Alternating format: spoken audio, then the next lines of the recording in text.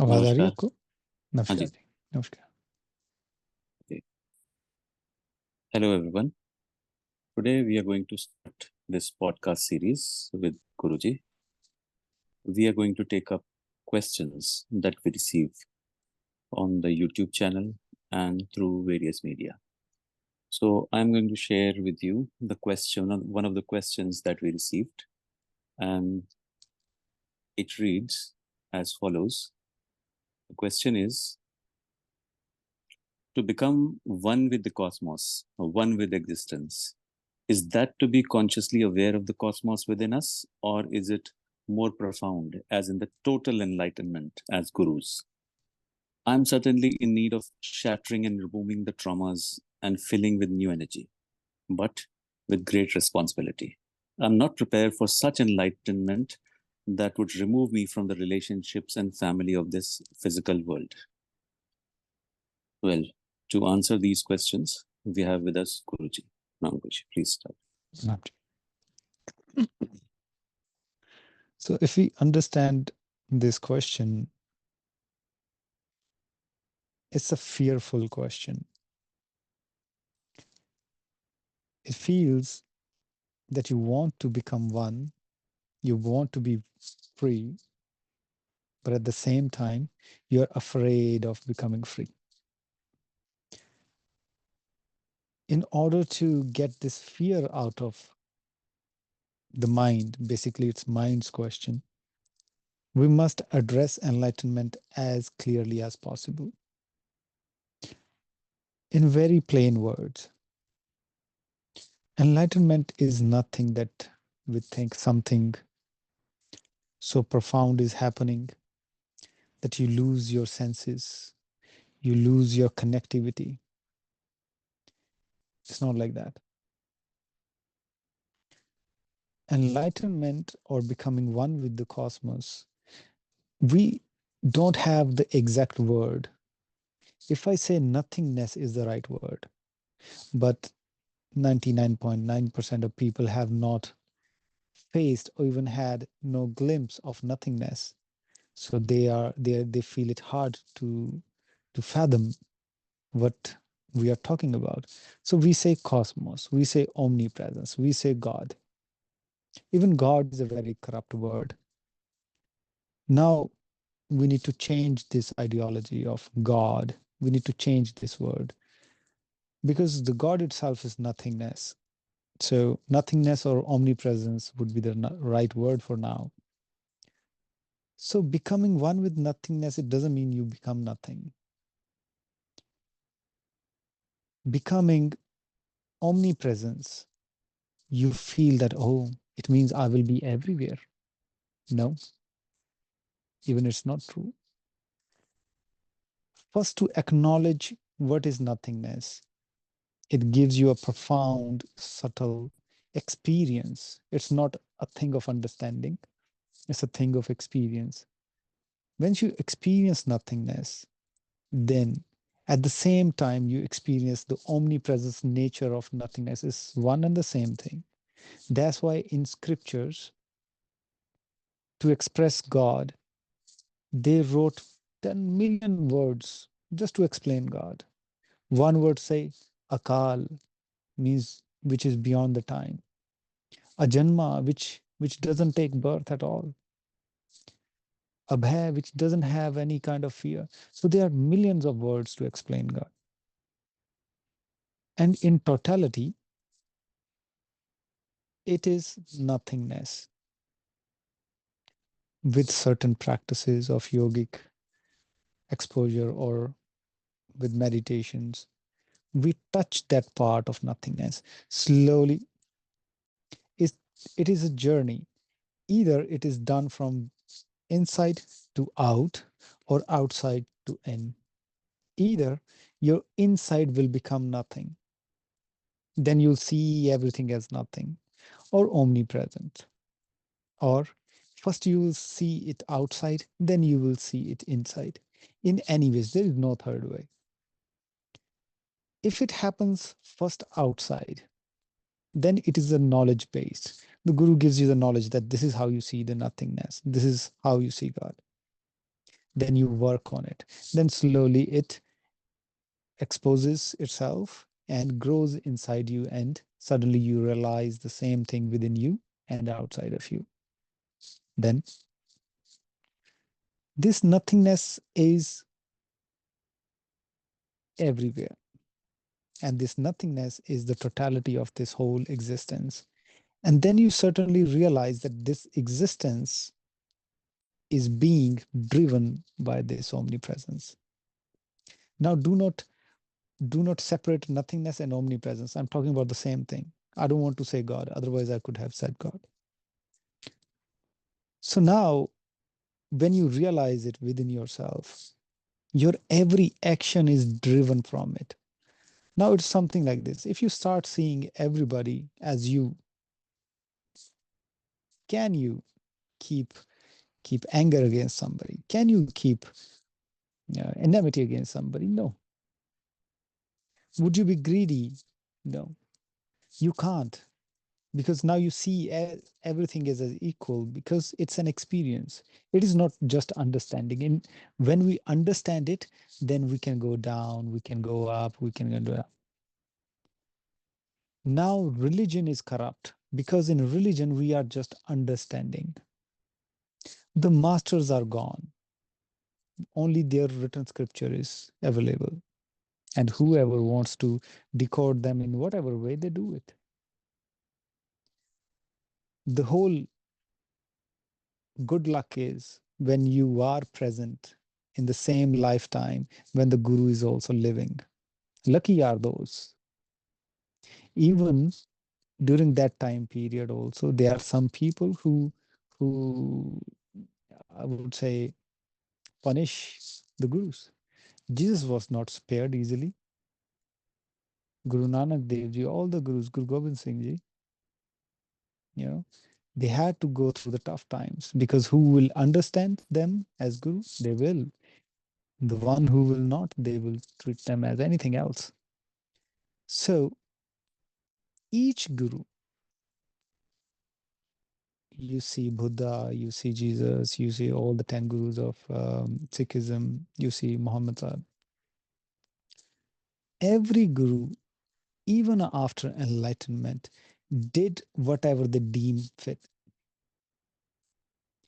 According Desh, Kal, Patra, according to the time, according to the country they were in, according to the time period of the cosmic structure, the society.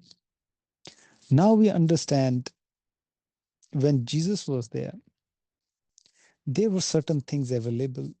There were certain things which were not available. There were no cars, there were no airplanes. You had to go by foot. Same, it happened till very late. They were using camel and horses, that's another story. But still, they were using those means only.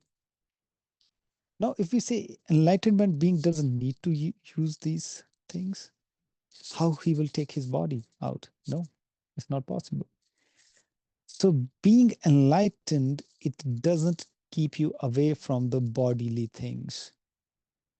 Body will take food, body will take air, body will take whatever body needs. But being enlightened, there are some cases body can function without these things when required for an enlightened being. Because enlightened being recognizes the omnipresence and is one with the omnipresence. And cosmos doesn't need breath. Breath is a psychological phenomena.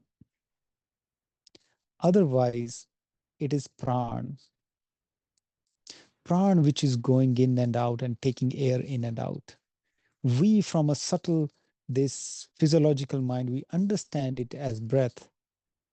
But what actually is happening is the pran urja which is flowing. And this urja is flowing, this energy is flowing in the planet as well. That's how planet is existing. Planet is a living creature. We don't understand it.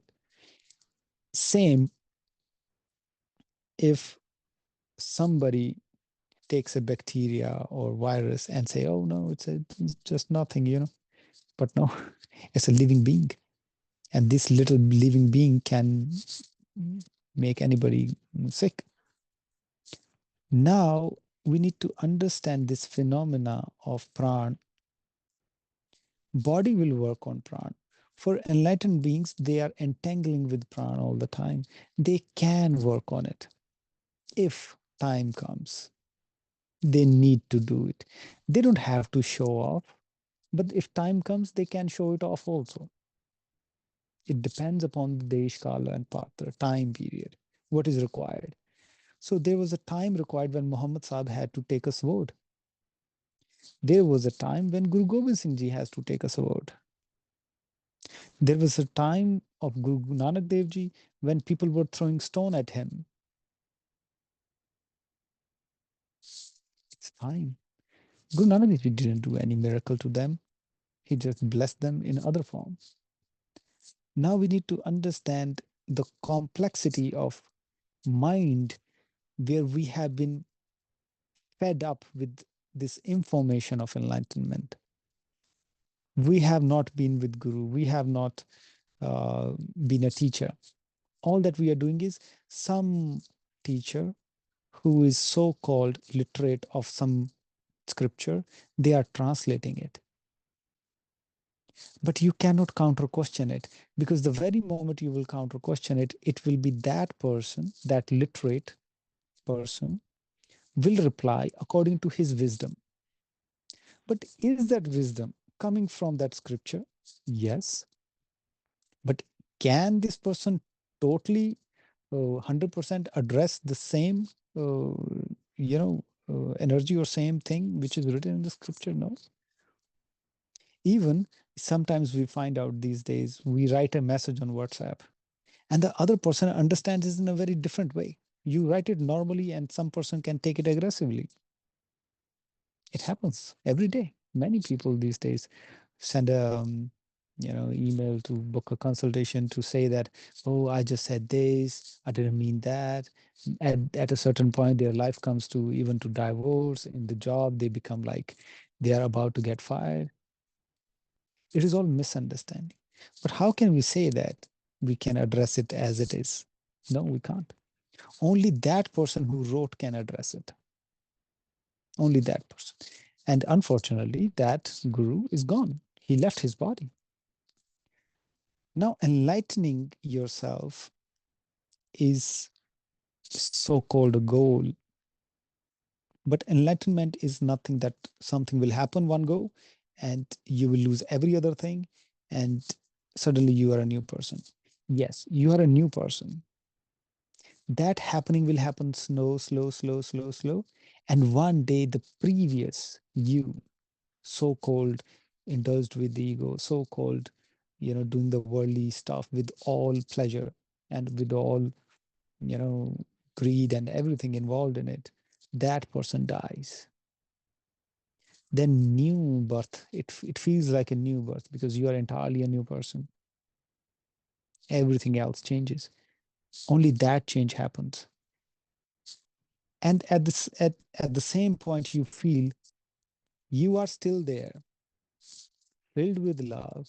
You can love your wife, husband, you can love your kids, you can love your family members, you can love your relatives, but you're not attached with them. You're full of love, but you're not attached with them. Now people want to be attached. People want to feel that. So they think that maybe they will not feel it anymore. No, you will feel 10 million% more because now you're totally in love. Now, doesn't matter if sometimes parents have expectations from kids. If the child is not doing according to, they feel bad. But now, no, you don't feel bad. It's all love. Now nothing else flows. You know? Even if you have to scold somebody, you scold them, but you know that love that is flowing within because the other person understands in the strict words because we need to manage the worldly life. The body doesn't go anywhere. Body stays with you. Now, after enlightenment, you do all that is required for your body. You you see Kabir Das ji or Ravi Das ji, um, who was doing the shoes. Ravidas Ravidas ji. ji was doing the shoes and Kabirdas ji was doing the weaving. So Ravidas ji was doing the shoes. Whose shoes he was doing all the time?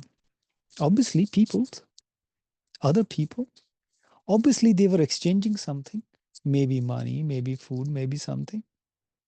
So he was doing something to keep up the body, to keep up the family. Obviously, he was doing something. Now, in this life, this is my, you can say, this is the time period's demand. A guru, a teacher, a enlightened being, if he is just feeding upon his enlightenment, then he's giving the wrong message. It means everybody's goal should be enlightenment and nothing shall work. Enlightenment will follow one day, anyhow. So the goal is, even if you are enlightened, every guru did this. You keep on doing the worldly work to keep on things running. Buddha didn't do it. Buddha didn't do it. Buddha said, I will keep on teaching because this is such a massive thing to teach. I will keep on teaching. You give me just food. And whoever is coming with me, you just give them this food. That's all. And this is what he taught to become bhikshu. They would go village to take only that food, that much only required for that time period, maybe for the evening, maybe for the noon, not even for the 2 times.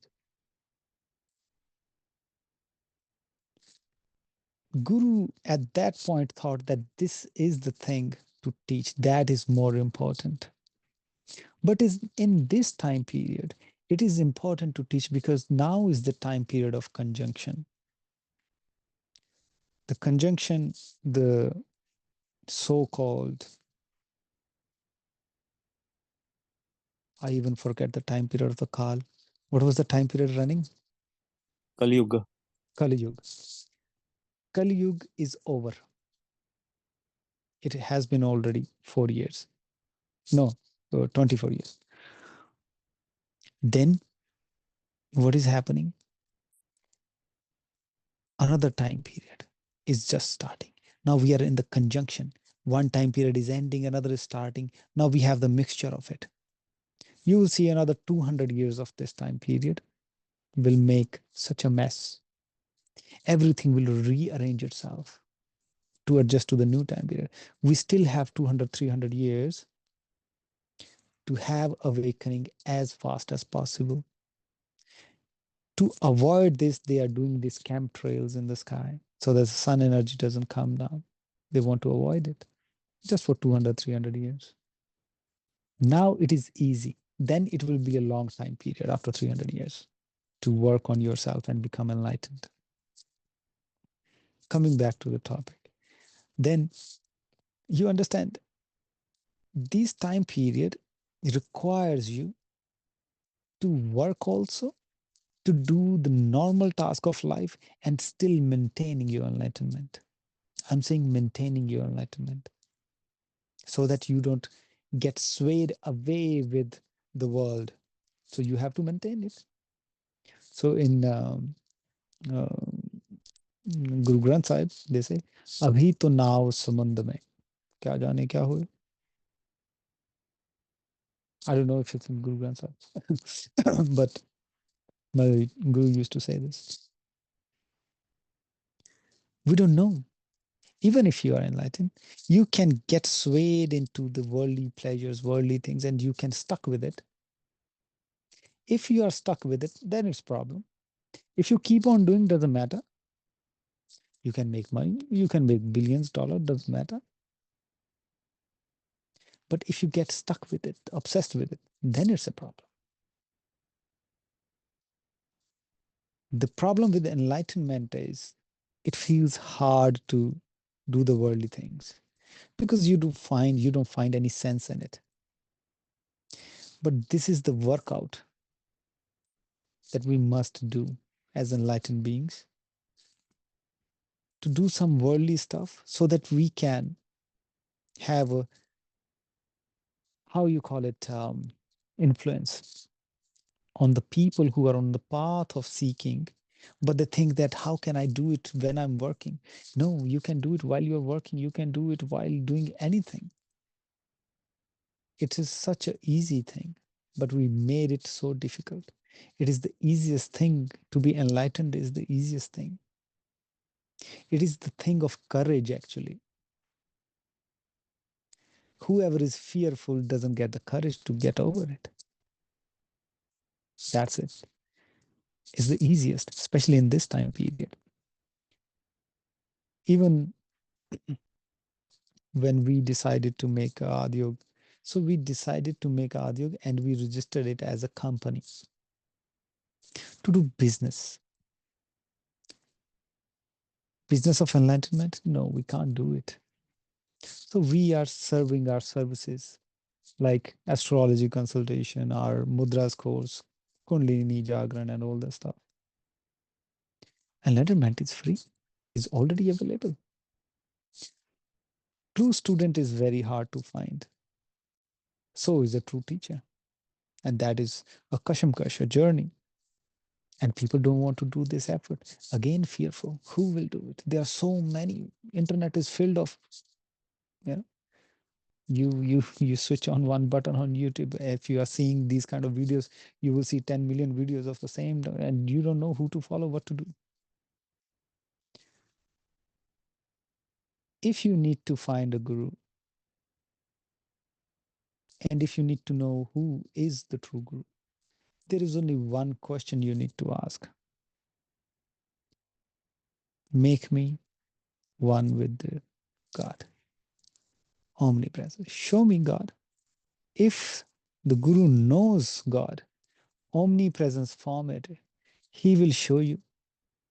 He might put a little condition on you, but he will not put you for 1 year, 2 year, 10 year. He will not say that first clean your mind and then come to you. That condition he will not put. He can put a physical condition on you, but he will not put a mind condition. Why mind condition? Because if your mind is impure, it will get only pure once you get to know the omnipresence nature, once you get to know God. Otherwise, how it can get pure? No. That condition Guru doesn't put. If a Guru can do this, that is a Guru. Otherwise, not. Very simple. He can be a teacher. He can be a Guru of certain sort. He will teach you something. Now, understanding the relatives, the relationships, we feel entanglement with them and we want to live it so well and we don't want to miss any moment with them, especially with kids. So what happens? You feel scared. You feel scared that, oh, I will lose all the context with them.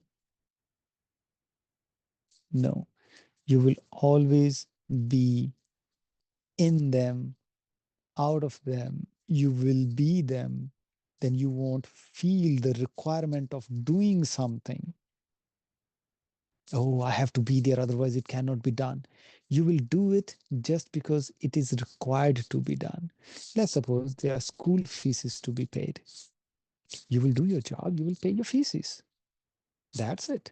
You will not sit like, okay, now I know God and everything will be done. That is a stupid way of living. Why the body? If you will not do the bodily things, why the body? It is to do the bodily things as well, but not getting attached or entangled with the bodily things. You will eat. Eat good. Why to kill somebody and eat? You need to make money. Why to rob somebody? You need to go travel, embrace this cosmos. You need to become one with this system. Why to bring problem to your parents? Why to bring problem to anybody else? You want to go, you go. Enlightenment is a very mean thing. You are just about yourself, that, okay, I don't need anything. I will just get my enlightenment. It's a very mean thing to do. But once you do this, you will become for everybody. Then you cannot be alone for yourself. This is the purity of enlightenment. And enlightenment should be the basic of life. People think this is the final target of life. No, I say this is the basic of life. Then you can live this body well. Otherwise, you are not living your body well. You are not enjoying the Dev Roop body. Even Devtas, they are trying hard to get a body. They don't get a body so easily. You got the body to do your karma here, good or bad. But still, once you follow path of enlightenment, when you get enlightened, it's not a happening that all of a sudden some stars will blow up and all the stuff. If the enlightened person is sitting right next to you, you won't even be able to feel it until he shows up or until you ask. Then slowly, people, 90% of the time, people just, they want something from the guru. Oh, this might happen, this happens, this happens. Nobody stays with guru. If a student is just staying with guru, he doesn't need to do any practice of any sort. Nothing. Because he will automatically acquire the guru-like traits in him or her. Automatic. It's a very automatic process.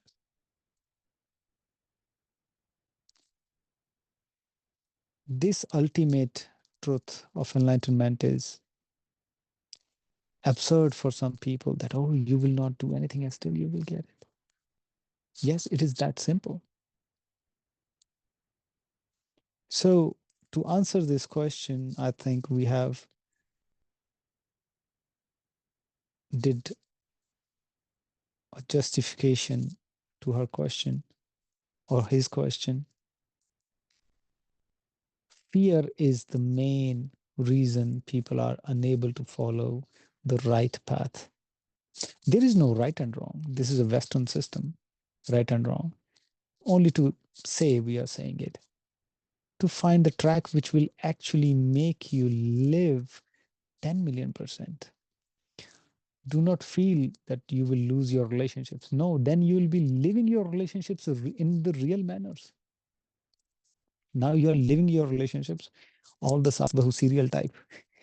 But then you will be literally living your relationships in the purest form. So I think this was the context we need to take enlightenment as.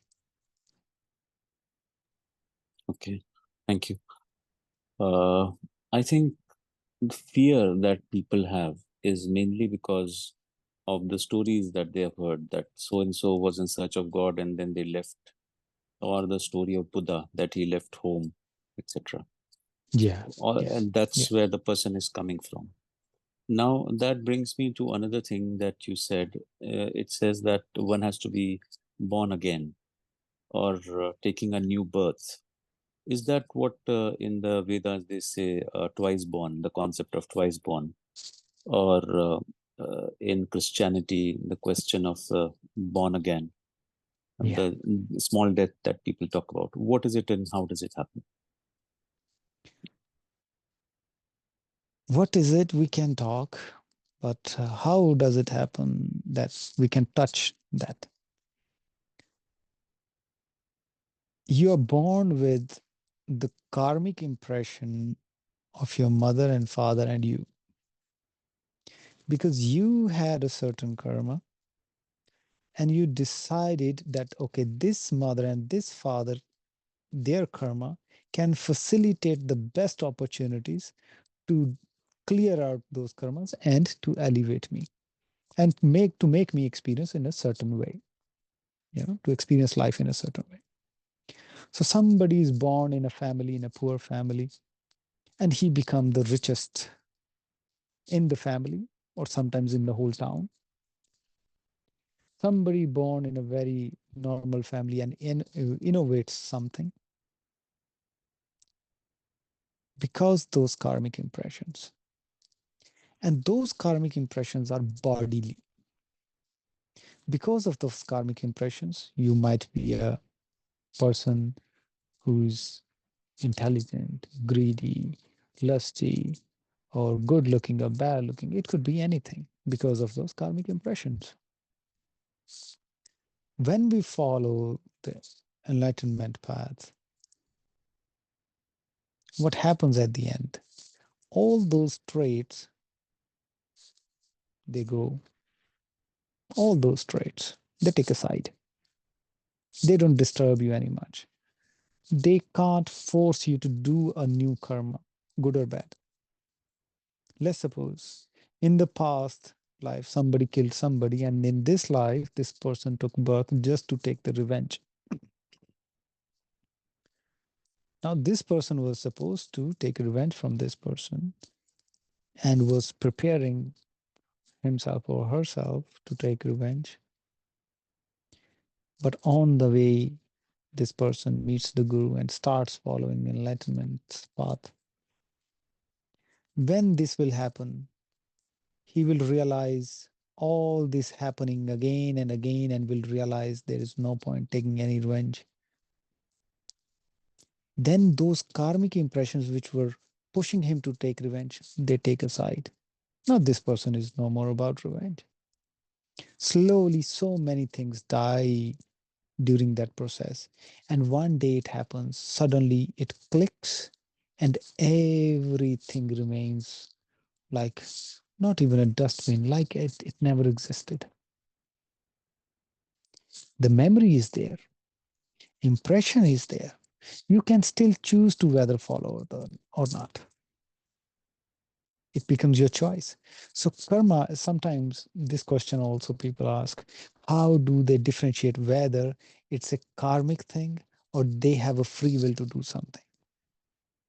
Karmic thing is something when you have no choice. No choice.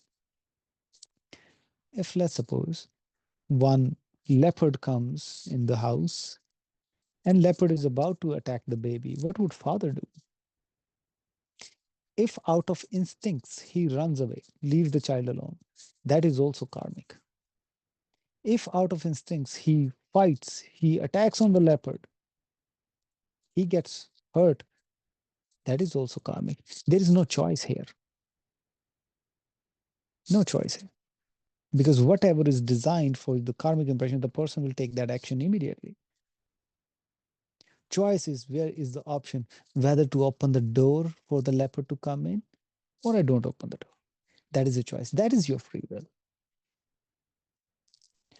This is the difference. Then after this enlightenment so-called process, the person doesn't get triggered by the karmic things. It can still happen. Those karmic impressions still can pop up, but this person will not get triggered. And again, will not let those things happen. Because karma is not single-handedly done. It is for somebody, with somebody. You have to take a revenge from somebody. You had to take money from somebody. There is other person is always involved. Otherwise, there is no point. Other person has to involve. So karma can be more, let's suppose you have to give somebody money and somebody so much, in that karmic impression that they need to take their money back. Then what happens? You don't attend that. If you cut the cord, so if this is a bridge, if one side is not existing, other side will cease to exist slowly. It cannot just stay in the air. So this is the thing. So karma, coming back to the question, it feels like a second birth when your whole identity of karma ceases to exist. You are a new person. If somebody is a doctor, somebody's name is Alexander, let's call it, somebody lives in Portugal, and somebody has a fair skin, somebody has a ABC car and a big house. If that is all this person's identity, oh, I am doctor, oh, I am this, I have a big house, I have a car. Suddenly this whole identity is lost because he cannot relate with it. That house still exists, that car still exists, but he fails to recognize himself with that. Now he feels that, oh, it's just, I am here, nothing else. That is the moment, first reaction, when you fail to recognize yourself with anything, even with your last name. You won't be able to take pride out of it. In India, some names, last names has a proud feeling, some names don't. Even this person wouldn't be able to take proud out of it. He will, on legal documents, there is still last name used. This person can still use last name, but wouldn't be recognized by it. So slowly this happens, and the actual moments when it happens, that is something is indiscussionable. We cannot even discuss that because it's a happening. It can be little different for somebody. Some people can panic also in this. They say, oh, why I'm not feeling anything? So it is like that. I hope Uh, that this answers the question. Yeah. yes. That brings me to another question. When you said that somebody decides that they will be born in this body, they will have this parents, these kinds of parents, to get rid of these karmas. So that makes me curious. Who decides actually whether I'm going to take the form of a child in this house, that house, or whether I'm going to become a male or a female, or sometimes without either of the sexes? So who decides? The masters decide? There are gods or entities that help you, or it is the free will of the soul to get rid of these karmas? In Hindu system, they say Chitragupta. Even when the body is burned in India, there is one part of bone we find in the body. Some people name it, oh, this is Atmaram, the Chitragupta, which keeps the whole account. It was here in this body part, in that bone structure. So it's you who's keeping account of everything. There's some things that only you do, only you think. You don't even share with anybody. It's your thought within yourself. Good or bad, doesn't matter. So it's you who decide. But according to time and culture, according to your place and the ideology they have built, you will feel as if some other deity came and they did this according to your culture, according to what you have been taught, because mind is still active. You will feel that only, nothing else. For somebody who is just praying, the angel is coming. For somebody, some other entity is coming in India. For Christians, some other angel is coming. If there is one deity involved with one thing, why for different beings in different places it's coming in a different form, different form? Because it is the mind that is attached to that form. God is formless. So what is coming in the form is just mind's thing. Now, sometimes we see entities. Yes, there are entities. They are different entities. That is an entirely different story. But when we meditate on some entity, only that entity we will see. It will not happen. Somebody is meditating on Jesus and Hanumanji is coming. It will not happen. So it is the mind which plays the role here. And you as soul keep track of every happening, every action you do. And you see that whether you have experienced something or not. And then you make your conclusion. And it happens in the very millisecond of the death when you're leaving the body. You decide, nah, it was not good. Okay, I have to live there. I have to do this. Okay, chill. I will do now. Even if somebody is capable of keeping no desire, just becoming all attentive towards God during the last moment, this person may cut the whole life and death circle, would never come back. There are high chances of this. So it's very hard to practice. We have to keep on practicing during the life so that when the last moment comes, God, omnipresence is the first thing in the mind. But if you have not seen your omnipresence or the God when you were alive, how can you focus on that? Then obviously, child is standing right next to you. You will see the child and you will think about the child only, nothing else. Yeah. Now I forgot why we were talking about this. The question was, who decides? So yeah, it's you who decides, nothing else. So if a person is suffering this lifetime, it has been his or her decision completely. Yeah, 10 million Not percent. 10. not based on his previous karmas or anything Yeah, else. yeah, yeah. It's based on the karmas only, no? So understand karma in this form.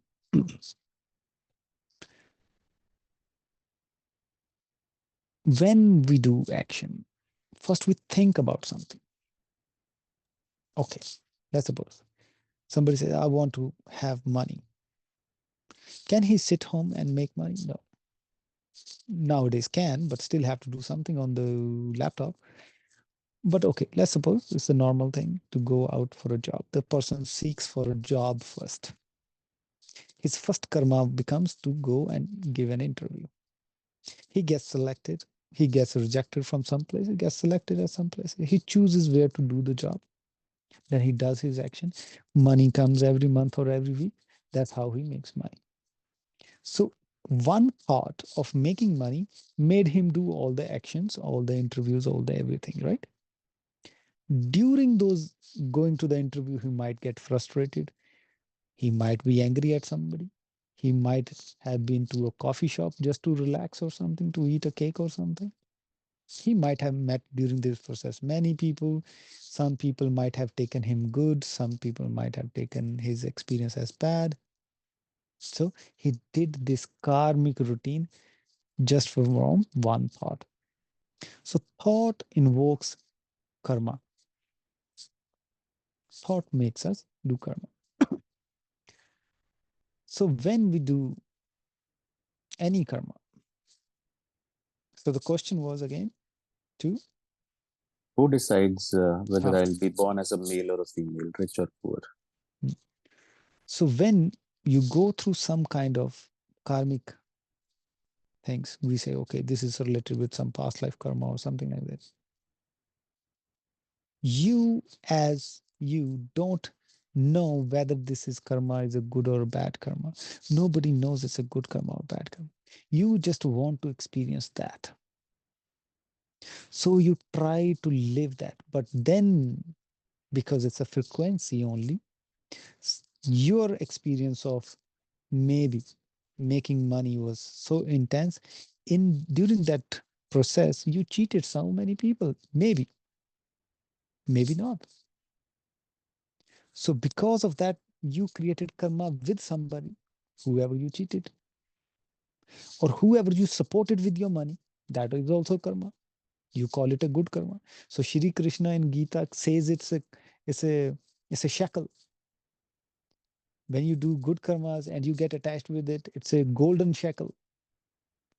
When you do bad karma, it's like a shackle of iron. Doesn't matter it's made up of gold or iron, it's still a shackle. It is binding you. Shri Krishna explains it. because you don't understand the system of it, and you do it. And when you are without body, when you don't have the body, it doesn't feel, you cannot feel the pain. So you decide, oh, okay, now this time I will do this. Then when the body is given, that's when the pain happens. Then the emotions are there. Because when there is no body, there are no emotions. That's when every time I say, whenever somebody dies, if the last rites are not done precisely, if this person is moving like a ghost, that person is no more your relative. That person is now something else. It's only because then there are no emotions. Emotions are with the body. Everything is with the body. Pain, struggle, anger, everything is with the body. So yeah, some people say, then why I would decide so much misery for myself?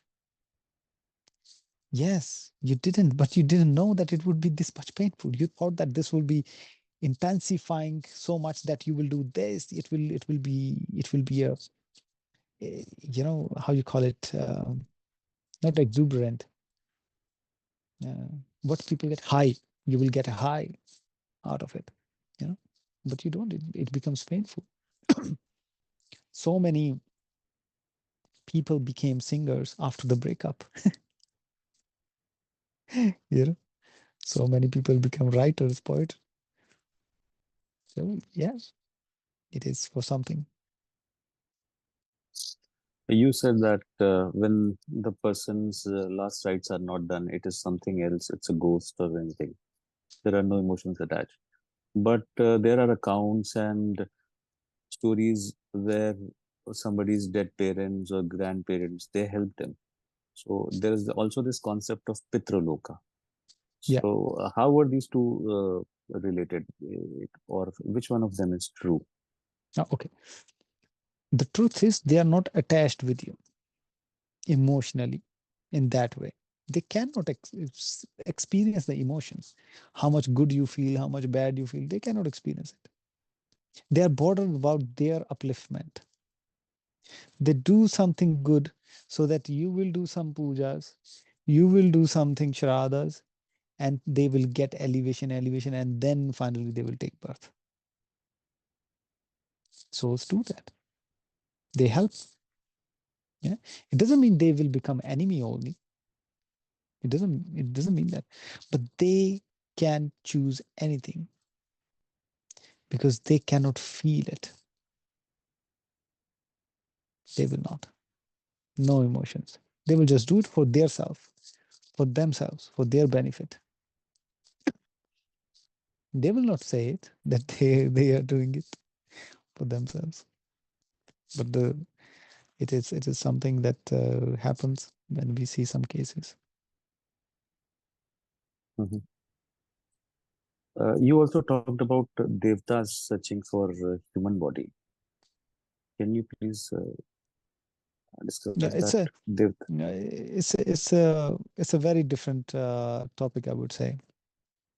One day we will talk about all these esoteric things without the body things. In that we will cover the devtas, ganas, yaksha, and all that stuff. In that we will cover souls also, pret also, bhoot pret, and everything. In that it will this podcast will become too big, I think, then too long. I think how long it has been already? 50 minutes. 50. 50 Yeah, I minutes. think 50 is 50 minutes too. This is good enough, good long. Okay. Thank you, Guruji, for your Okay. wisdom. And if you have any questions related to whatever we have discussed today, please let us know in the comments. Thank you. All right. Pranam. Pranam.